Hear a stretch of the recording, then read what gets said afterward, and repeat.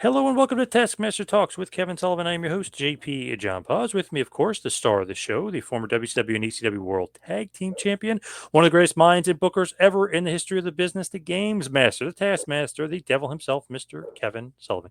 Kevin, how you doing today, sir? Great, JP. How you been, my friend? Good, good, doing very good. What is going on with you and the wrestling business? Seems like you're keeping busier than ever lately. What's going on? I don't know. I don't know. I'm going down to the restart of Championship Wrestling from Florida. I'm in Rheingold, Georgia, for Nature Boy Paul Lee this Saturday. So a lot of stuff going on. Wow, Nature Boy Paul Lee, interesting. Yeah. What is what's he been up to? He's a very successful businessman, and he got a lot of businesses, and he runs his own shows like once a month, I believe. And I'm going down there for a signing, so I'm looking forward to that. Great family man. Great family man. So, as far as old school wrestling is concerned, let's talk about the topic at hand, and that is, of course, Slamboree 1993. Slamboree, which is, of course, held on May 23rd, 1993, Atlanta, Georgia, from the Omni. Over 7,000 people were in attendance. The tagline, one moment, one ring, one mega event. Of course, Slamboree is always a Legends reunion as well. And there was 110,000 pay-per-view buys here. What do you think about WCW in 1993? Uh, was I back then, or was I still in Japan? So you're kind of back and forth. Your 1993 is pretty interesting because you will be used in ECW in 1993. Right. Um, you're kind of in a lot of different places. I know you were in Japan for a little bit in '93, um, but mostly ECW, Smoky Mountain, the Wing promotion in Japan, and I don't know, you're kind of And, on and, your way Pu- back to WCW. and Puerto Rico for Victor, because Victor had wings. So Yep. yeah, so I wasn't all the way back, but I guess that buy rate was pretty good, huh? 110, not bad, especially for WCW. At that point, they're Right. doing okay. Actually, at this point in '93, you and Taz are becoming well, a little bit later in '93, but you guys become the tag team champions of ECW. So Yeah. quite an interesting 1993 for you. Yeah. Do you follow it all? Like what's going on in the other promotions? Or are you too busy? Well, too busy. You hear, I mean, first of all, there's no internet, right? Yep. So you hear stories in the dress room, and that's about it. You know what I mean? You might look at a sheet now and then, but without, like today, without the internet, it's just somebody's story, right? And they all Yep. get twisted anyway. What do you think about a Legends reunion? Because they're going to bring back older guys at this point to wrestle.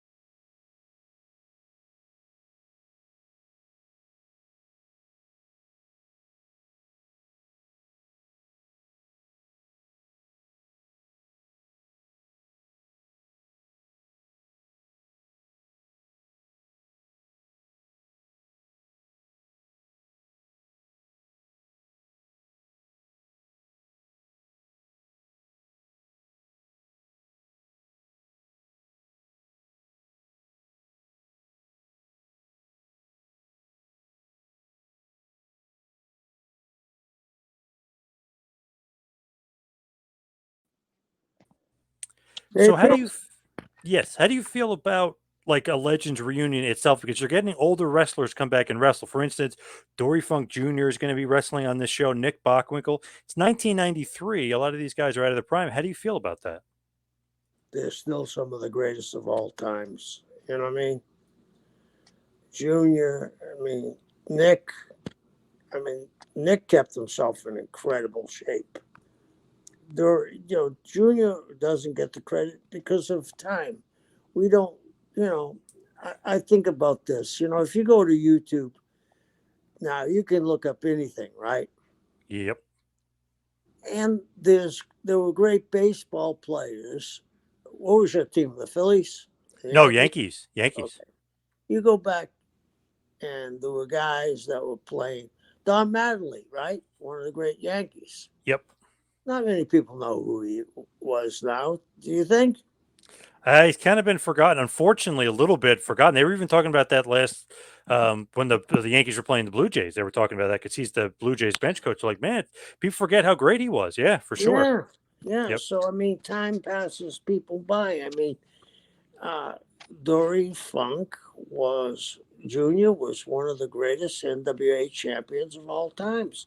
You didn't get to be NWA champion back then. There was 37 territories. You know what I mean? Yep. So you had to be the creme de creme. And then even here's a name that I never hear anybody saying to me who was a fabulous worker, Pedro Morales. Yep. Totally agree. You never hear about him. Another guy, Yep. Don Morocco. Yep. I mean, so time marches on, and here's another one. It isn't completely not. He's not completely not talked about, but he isn't talked about like he was for 3 or 4 years ago. Was Hulk? Am I correct? Yeah, the god of wrestling, pretty much. The reason why we're all, like Doing WWE's making the money it's making. Yeah, crazy. Yeah. Yep. yeah, because I think one of the few sports that honors their history is baseball. You know, Yep. back in the day, you knew what 714 meant, right? You knew what Baby Ruth. 56 meant. You knew what 406 meant. Yeah, there were sacred numbers. So there was a history. But because the world has sped up so much and we've given so much information to deal with. I mean, another guy, John Cena. Do you hear much about Cena? About wrestling? Well, just because he was at WrestleMania, yeah, but they don't really, you know, No. Pretty amazing. when you look at it here, it's just interesting. Like '93 wrestling is kind of even WCW or WWF was in a little bit of a downswing. WWE is doing like okay business, nothing great. But it's funny, like you're bringing in Dick Murdoch and Morocco is going to be on the show and Snuka's on the show. It's just like a lot of the old timers are going to be wrestling. Do you want your old timers wrestling, or do you want them to be honored like they do? They do like a little Hall of Fame thing too. But like, do you want them to be honored, or do you want them to do like an actual wrestling match? Because these guys are actually going to be wrestling. I think they wanted to get the most out of them and they could. You know what I'm saying? Hmm. Uh, you know, they wanted Jimmy to dive off the top one more time. You know what I mean? They want to see Junior do the spinning toe hold one more time. You know, things like that. Yep. So really, this show, this event is interesting because of the legend stuff. So not only will you have Legends Wrestling, they also have a honoring of the legends. Guys like Lou Thez, Mr. Wrestling number two, Vern Gagne, and Eddie Graham were all inducted into the WCW Hall of Fame. They additionally honored Ole Anderson, the Assassin, Ox Baker, Red Bastien, Lord James Blair's, the Crusher, Fabulous Moolah, Greg Gagne, Bob Geigel, Stu Hart, Magnum TA, Bugsy McGraw, Don Owen, Dusty Rhodes, Grizzly Smith, John Tolos, Mad Dog Vachon, and Johnny Valentine were also kind of also honored as part of a Legends, quote unquote, Legends ceremony. So they were all honored as well. So, I mean, this is star studded as far as guys that were honored and even the guys who were put in the Hall of Fame. I mean, Eddie Graham, Vern Gagne, Mr. Wrestling 2, Luthez. I mean, these are like the tippy top, the legends, if you will. The historians, all love these guys. Well, let me ask you this, which we just talked about. Do you think any of the how many? I shouldn't say. Do you think any? How many of the wrestling fans today actually know who John Tolos is? Oh, probably none today. Yeah. Yeah. Great performer, right? One of the half of the Tolos brothers. Even Johnny Valentine. I Yep. mean, so time marches on. It goes from you as an athlete, you're born, you grow, you blossom, and you die in front of an audience, right? Right. Yeah. Well said. Yeah. Yeah, yeah.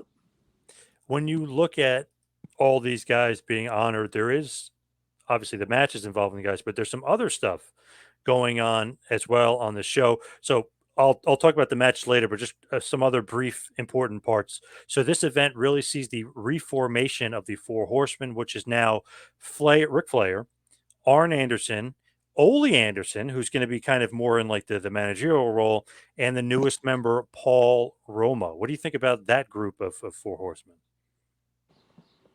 Uh, I think if you're going to have a manager, nobody replaces J.J. Dillon. And I like Paul Roma, but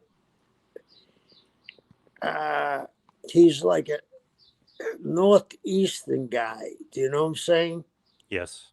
It just he had all the capabilities to be a horseman, but it was just to me, he was just a WWE guy. Yep. It is funny, like through the test of time, people kind of like discredit him, but just watch him work with Orndorff. That's pretty wonderful. Watch him in the WWF; he was damn good. He just didn't fit with the Horsemen. That's all. I worked with him and Paul quite a bit. They were great. They were fabulous. They looked unbelievable. They worked great. It was just that he looked like that he was. There was an NWA group with a WWF guy stuck in the middle. It just didn't look like it worked out. That's all. Nothing against him, but like he just No, wasn't a not good at all. horseman. Yeah. Yep. Not at all. So also this marks the return of Sid Vicious to WCW as well after his brief stint there. Well, maybe not so brief, but his stint there in the World Wrestling Federation. So the return of Sid as well. So this is kind of a not a milestone pay per view, but it's a lot of stuff going on. The Horsemen are back, Sid's back. I mean, it's an interesting show to say the least. Yeah, yeah. Seemed to me that they're trying to make it work. Also, the undercard had a few changes in it. Brad Armstrong ended up replacing, which we'll get to, replaces Bob Armstrong. So Brad is going to replace Bob in the Legends tag match. Scott Norton was also supposed to be in this card in a bounty match against Sting. His replacement is the Prisoner, aka Nails, and then Tom Zink will replace Shane Douglas as Ricky Steamboat's partner. And they remember, I don't know if you remember this or not, but they put the hoods on. They were Dos Hombres, so it would be Zink under the hood with Steamboat instead of Shane. That was their way of kind of pretending that it was Shane without it being Shane, and for the Hollywood Blondes to win back the titles. I don't know if you knew that or if you thought that was interesting, but shockingly enough, our buddy Shane Douglas had some issues with WCW. So he had left by then, huh? Yep, and Zink was him under the mask, but they just because they were tag champs, they just don't say that he Right, left. right. They just call him Dos Hombres, and they said they did it for psychological reasons. They're trying to trick them. They don't know who's who under the mask, so they worked their way around it. But if you really pay attention, you knew it was Zink and not Shane. Yeah, okay. You think that Shane maybe had some political problems going on there? Couldn't get along. Well, obviously, if he was Ricky's partner, he was in a good position, and obviously something didn't sit well with Shane. And Shane's a man's man, so he probably said this is, and he probably got offered a deal. Did he go back to ECW? Yeah, Yeah, Paul probably offered him a deal to come back. but can you believe our buddy Shane had a problem with somebody? They couldn't get along. Can you believe that? I can't. I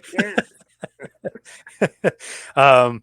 When you look at it, it's like, okay, couldn't you just kind of just dot down the Dos Hombres? Came off kind of hokey, like they're wearing the mask and stuff. Like, I don't know, couldn't you just said Zinc is Shane's replacement? He's injured, or just have him being taken out? I don't know. I just thought it was a little hokey.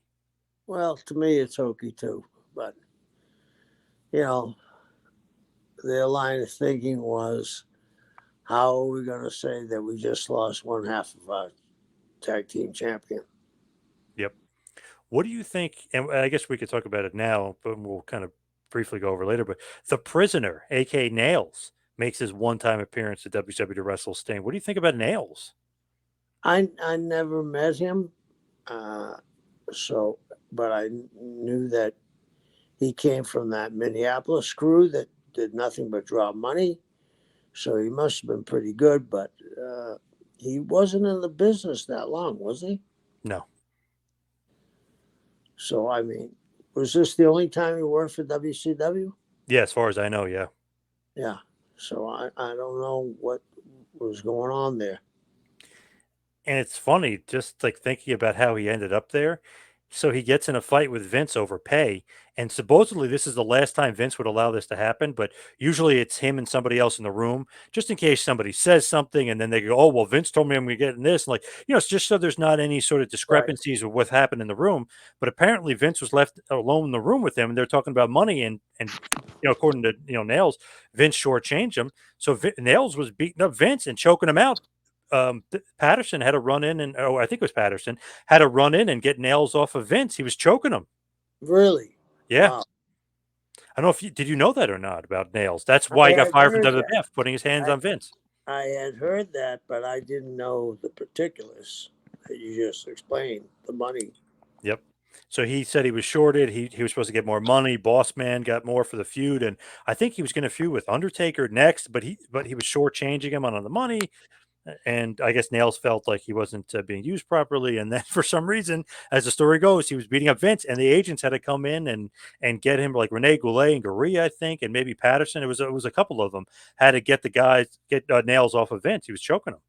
Wow. Crazy. So I mean, obviously, do you want that kind of reputation? Like you'll beat up your boss if you don't get paid right. You probably don't want that, especially with Vince. Yeah, especially with Vince. You're absolutely right. So he never worked there again, and then he only works WCW once. And it's funny the way Sting kind of exits the ring after the match. You wonder if he wasn't cooperating all the way in the match. It's really interesting. Really? Yep. Okay. We'll get to it when we in just a second. We talk about the matches, but let's talk about the first match up. Too Cold Scorpio and Marcus Alexander Bagwell. They defeat Bobby Eaton and Chris Benoit in about 9 minutes and 20 seconds. Pretty good opening match here. Four guys that could really work, especially Scorpio, Benoit, and Eaton. I just felt like Eaton and Benoit is kind of like almost like a thrown together team in a certain way, but it's almost like you got the veteran teaming with the new guy that could really work, and they were trying to they're trying to work something with them, the veteran and the youngsters together. Yeah, I'm sure. I mean, they both could work their asses off. So, I mean, it'd be a good fit for both of them. I don't And know how and far they went with it. not that far, and it just seems like Benoit will be headed really more towards Japan and then ECW and then back to WCW. But it seems like Eaton is on the downswing. You know what I mean? He had the great run in the '80s with the Midnight Express. The Dangerous Alliance is over. Like it seems like he's on the downturn, and he's kind of going to be that veteran that's going to be putting other guys over or like helping guys like Benoit in a tag situation. Yeah, Bobby's fabulous.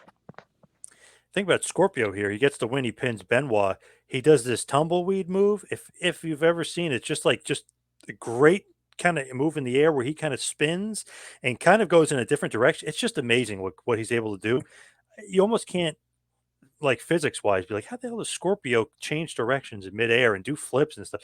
He's such and he's like 230, 235. He's an amazing athlete. Yeah, he's an amazing athlete and a great performer. And there's a guy that never got his due.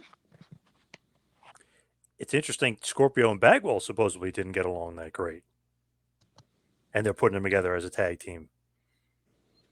I What do you think mean, about? What do you think about those two? well, here's the thing: there's a lot of teams that don't get along, but when it's business, you got to work. You know what I mean? I'm sure you've encountered that in your lifetime too. Mm-hmm. Yep. So you got to do what you got to do. The next matchup, Van Hammer versus a mystery opponent. Of course, like we mentioned before, Sid Vicious makes his return, managed by Colonel Robert Parker. He ends up squashing Van Hammer and beating him in 35 seconds. Nothing much here. I mean, this is just literally trying to get Sid back, back Oh, in the flow of things, and just squashing guys and making him like a top guy. right, right. Have you ever felt a Sid powerbomb? No, no. Lucky Van Hammer did, and Yeah, loses in 30 seconds. The next matchup is a Legends match. Dick Murdoch, Don Morocco, and Jimmy Snuka fought Wahoo McDaniel, Blackjack Mulligan, and Jim Brunzell to a no contest in about 9 minutes. So the match goes 9 minutes. Just weird though. You have the Legends match. You bring all these guys in, no winners. You think that's okay, or what do you think about that booking decision? uh, no. I mean, that's you don't have the nerve to pick a guy to go over another guy. I mean, I'm sure if you went to those guys and said, "Hey, we got to get a finish. Please come up with one," they would have. It just seems like, okay, 9 minutes, maybe a little bit longer for a Legends match, but you have all these legends out there. You're gonna go that length of time and just not have a finish. It just seems like, wow, that just sucked, and the crowd boos it. So I mean, obviously they didn't like it either. They just felt like that was a waste. Yeah, that's what it was—a waste. It's almost like, why do it? Right, right. Then they have followed up with another Legends match. Would you do two Legends matches back No, to back? no, absolutely not. Would you do three Legends matches back to back to back? No, and Definitely not, right? I wouldn't have no finish on the first one. That's for sure. So what happened in the second one? Who was it? So it's Thunderbolt Patterson and Brad Armstrong replacing Bullet Bob, who didn't make it, and they defeat Baron von Raschke and Ivan Koloff in about 5 minutes. Okay. What do you think about all these legends? Like, do you think like way past their prime? Should they really be wrestling at this point? I mean, some of them have obviously passed the prime, but Bullet Bob Armstrong went for another 15 or 20 years. Yeah, yeah, you're right. Yeah, Yeah. but it's weird. I think he would guess he was injured, so Brad replaced him. But yeah, it's interesting with that. Yeah. And, you know, Wahoo at that time was only a few years removed from drawing a lot of money, you know? Yep. It's just weird that like this concept. So that's the second of three matches. So not only are they going to have three Legends matches, they have them back to back to back, and they do the ceremony. Do you think it should just be one match and the ceremony, and that's it? Yeah.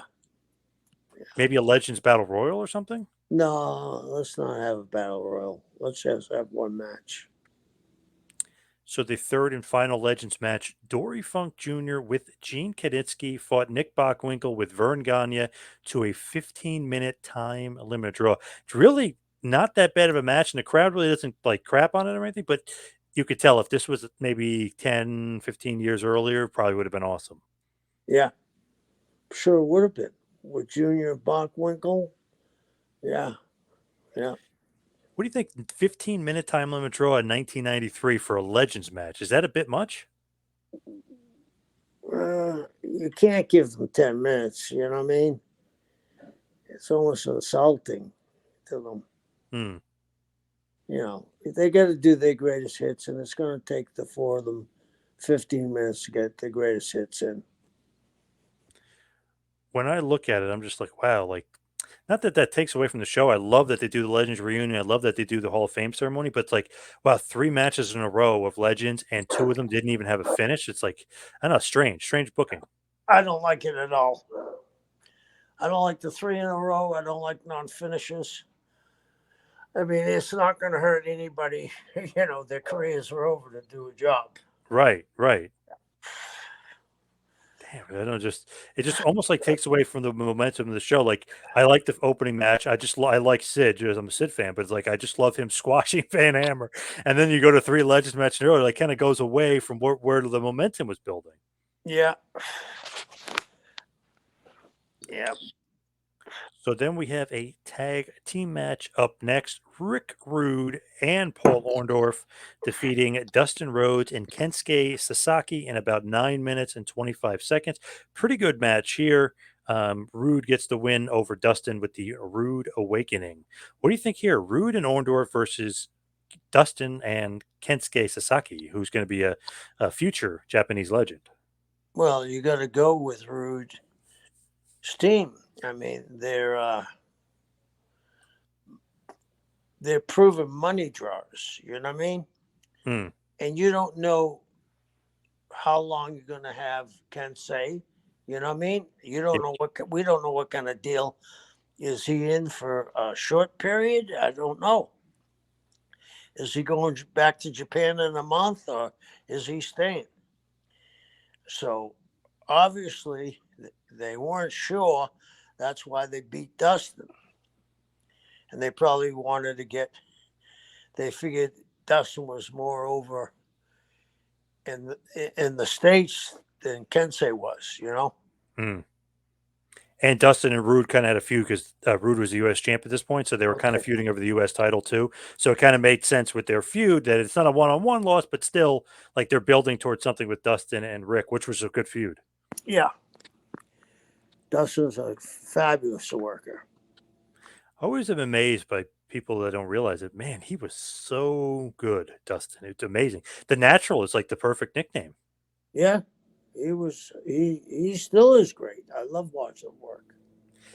When people say like, you know, Cody's great, blah blah. Dusty was great. I think Dustin's the best one, wrestler wise, in ring in the whole family. Dustin was the best. Technically, I believe Yeah, it too. Yeah. I know Dusty's your boy, but I got to say Dustin in ring was better. Dusty more charisma, of course, but Dustin was Yeah. better technically. Dusty just had that charisma. So the next match up is the match we were talking about before: Sting versus the Prisoner. So here's another problem because I know you guys ran into it when you had the boss. Remember, Big Boss Man came in as the boss. Right. It looked like so you get a letter from WWF, cease and desist. You can't use this. He's the prisoner, which is literally the nails gimmick, but they're calling him the prisoner. I don't know if obviously you weren't there at this point, but I'm going to guess they probably got some sort of cease and desist letter about that as well. I'm sure, and I wasn't there when Boss Man came in, so I'm sure if Boss Man got it from the boss, they got one too. That might have been why we never saw Nails again. Or one of the reasons. Yeah, well, I was gonna say, and some other reasons too. Probably Yeah. just seemed like he's a little bit of a shaky guy. Just reputation wise, just seems like maybe not the best guy to get along with or easiest guy to get along with. Yeah. Yeah. So, do you like him coming in and basically Sting beats him in about 5 minutes? Do you like him coming in and Sting beating a former WWF guy in 5 minutes, or do you think like this kind of a waste of Sting that he could have been doing something else in the pay per view? I mean, he just appeared, he just dropped in. There's no build up, was there? No, none whatsoever. It was actually supposed to be Scott Norton, so they were even replaced Norton Okay, so at the time. So just completely out of nowhere. no, I don't buy it. I don't. Doesn't make sense to me. I would have liked Norton versus Sting. That probably would have been pretty good. But I think Norton either was in Japan or for whatever reason, maybe he was injured, but he couldn't make it. So they changed it to the prisoner, aka Nails. Didn't make any sense there. No. It's almost like, wow, Sting, who had just been feuding with Vader, right? I mean, they're having this huge feud, and then he goes from the Vader to the Prisoner. It's almost like, okay, we got to get our big guy on the pay per view. Who do we got? Like, oh, let's bring in Nails from the WWF. It just, I don't know, just something about it, just not good. Just like a waste of Sting, No, it doesn't make any sense to me. right? We wasted him. Yeah, I mean, it doesn't make any sense.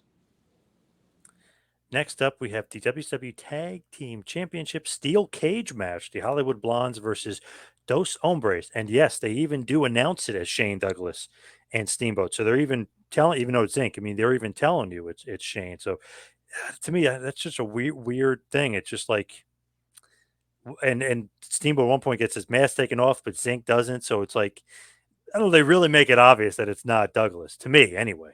Right, right. I'm sure they did. I don't know why they would do it, but they did it. So, The Hollywood Blondes, of course, Brian Pillman and Steve Austin, defeat Dos Hombres, Ricky the Dragon Steamboat, and Tom Zink in the steel cage match for the NWA and WCW Tag Team Championship. The match goes just about 16 minutes. This was very good. Maybe one of the matches of the night, but just a very, very good match as you expect. Steamboat on fire here, 1993 in WCW. yeah, and Zink could work too, and Pillman and Austin, come on. We've talked, to nauseum about them, how great they were. So I can see why it was good. To me, I don't know. Do you think the masks take away from like them winning at all, or no? As far as like blondes going over. But this is just me. There was a storyline behind it, wasn't there?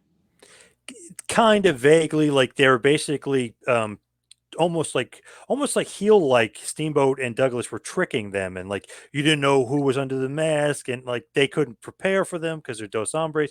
It was almost, to me, it was almost a little heel like. I know it's hokey too, but it's almost heel like that they're kind of tricking the heels. Yeah, it sounds hokey.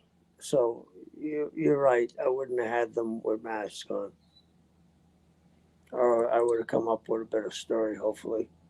But it's almost like, oh man, they the blondes sneak it out, and Douglas and Steamboat will live to fight another day, except for Douglas is gone.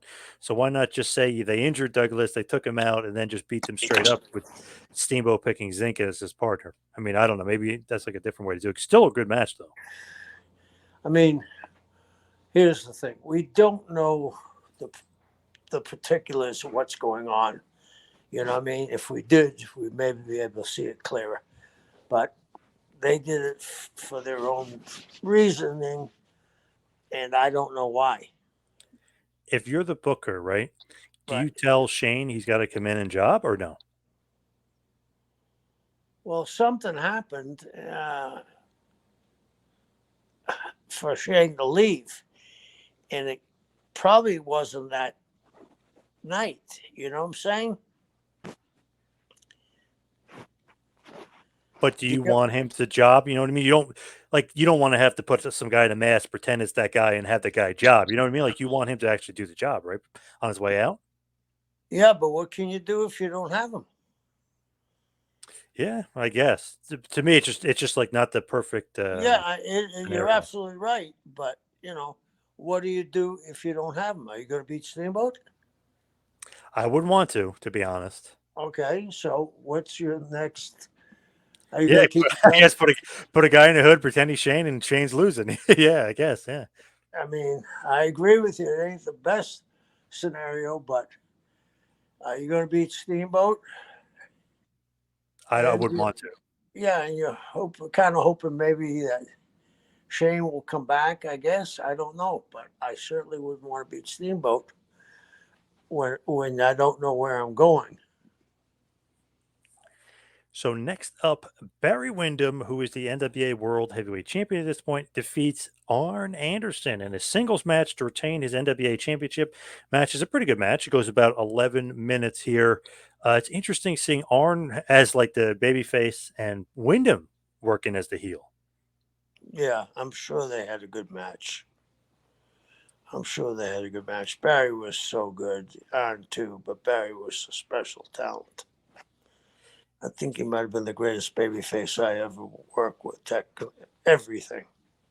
Wow, high praise. Barry Yeah, Windham over Dusty. Wow. Yeah, I mean the work rate. Hmm.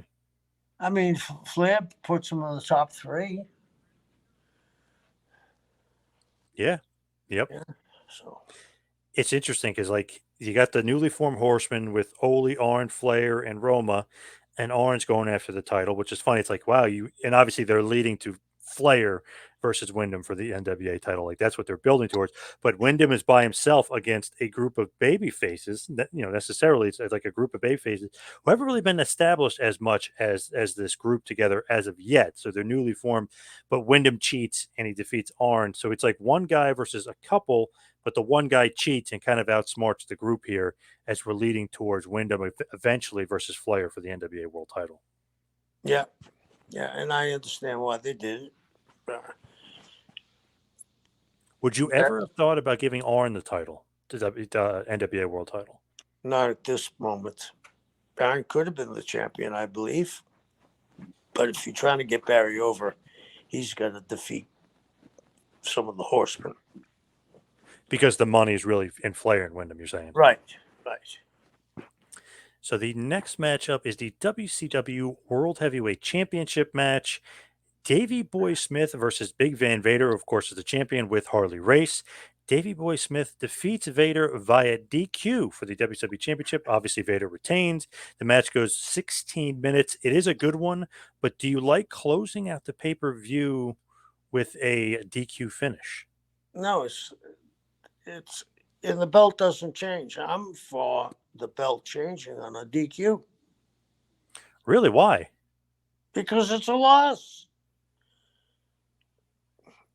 If you if you can't come up with a, that's like kissing your sister. I Yeah. mean, come on. I mean, you go 16 minutes, you bust your ass, and you're going to have a DQ.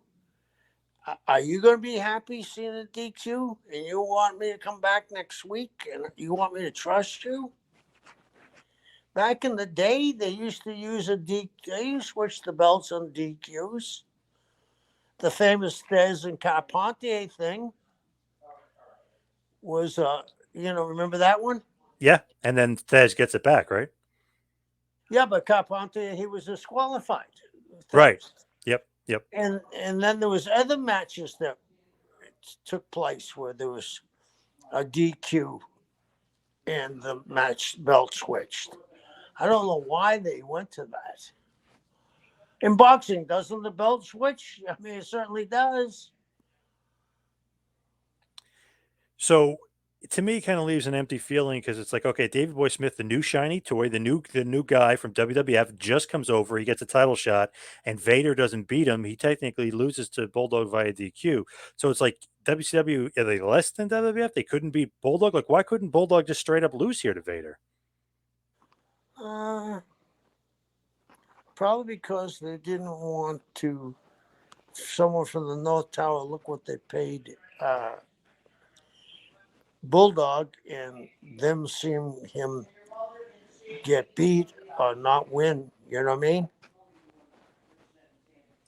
To me, it's just though, I don't know, it kind of kills it because it's like you're hurting WCW by not having your guy, your champion, your monster be able to beat this guy. Well, that's their thinking is that they just hired this guy for numerous years at a very high amount of money, and they're not even thinking that he's in the WWE. They're not thinking that way. They're thinking, why did we pay this guy this kind of money Hmm. if you beat him the first night in? Do you, if let's say you bring in the guy, would you have had, ignoring all that, would you have had Vader, your dominant champion, just beat Bulldog? Yeah, in a very creative finish, but yeah, you'd have to. Bulldog, I mean, this is a good match. Bulldog shows some really strength here. I mean, like picking up Vader with ease. Like, I mean, the crowd goes nuts on some of this stuff. So, I mean, Bulldog did look good in the match. Really, I mean, Davey Boy Smith is really what they're calling him here. But um, I don't know. To me, I would have had Vader go over. I know they continue the feud, and Vader eventually beats him. But to me, it was almost like, wow, he beats Sting. Like Cactus Jack, it's kind of getting a push, but he's not be able to be able to beat Vader either. But they bring Bulldog in, and Bulldog beats him by a DQ. I know, it just made everybody look a little bit weaker to me, and especially Vader could have went over. Yeah, I hate that finish. I just hate it. What do you think overall of the show? Because to me, it's kind of lackluster, but you do have the steel cage tag match is good. You had a couple of decent matches in there. Davey Boy Vader versus Vader is good. But those three Legends matches in the middle, they had the Hall of Fame ceremony. What do you think overall? Would you give it a thumbs up, thumbs down, thumbs in the middle? Thumbs in the middle, I guess. Not seeing it, I gotta go with thumbs in the middle. Yeah, looking back at it, like I like it, but it's not it's not the greatest. It's Yeah. Yeah, so I agree with you. It is cool that they honor the legends, but maybe too many legends matches. It's cool that the Horsemen are back together, but Roma doesn't really fit in the group. It's cool that Sid is back, but what kind of condition is he in? Is going to be him showing up every week? You never know. So it's almost like you get a step ahead, you get Bulldog in there, but then it's like a step back with some bad booking and some weird. Just three legends match in a row. It's almost like two steps forward, two steps back kind of thing with WCW at this point. Yeah, yeah. I So agree that with you. So that's a Legends Union Slamboree 93. And just moving forward, do you think that the pieces are there with the guys that they have, like the Horsemen and Wyndham? And Oh, I mean, do you like the roster? yeah, you got a lot of great talent there. Yeah, you should be able to do something with that. So let's hit the plugs. You can follow me on Twitter and Instagram at Two Man Power Trip. Check out the website, tmptempire.com. You can follow Kevin on Instagram at Taskmaster Talks. Kevin, what else you got going on? Well, this weekend I'm going to be in Roswell in Georgia for Paul Lee. And then the following week, I'll be down in Florida for the tapings of the new championship wrestling from Florida. So drop by and come and see me and say hello. One thing I forgot to ask you, I was going to ask you at the top of the show. I forgot to bring this up. What do you think about the new WWF title or WWE World Heavyweight Championship? Do you think having three titles is too much? I didn't realize there was going to be three titles. Yeah, because Roman has two still. Right. Aren't they going to merge those two into one? They haven't yet. I know, but isn't that their plan? I don't know. They keep saying that they're going to do that, but he keeps holding the two. Yeah, but they haven't shown the other one yet, right? Nope, they showed it. It looks like the big Yeah, but gold. nobody has it, was what I'm saying. No, it's going to be Rollins versus AJ for the title. They had a tournament setting up the finals. Okay. I have no idea what they're doing with that if they're adding another belt. Because on this show, you have the NWA championship with Wyndham, you have the WCW championship with Vader. I know they had that before, two championships. I thought like, okay, two is then just kind of pushing it, but three might be a bit much. I think you're right. But I think there's going to something come out of that will be the only belt. Oh, so merge with Yeah. they got to do something. I know USA wanted their own belts, so I know that was a problem. Well, let's see what happens in the next few weeks. All right, let's wrap it up there. I just wanted to sneak that one last question because I forgot to ask at the beginning. But Kevin, thank you so much for all the time. Thank you, everybody out there, for listening. We'll be right back here next week for a little Taskmaster Talks with Kevin Sullivan. We'll see you next week, folks.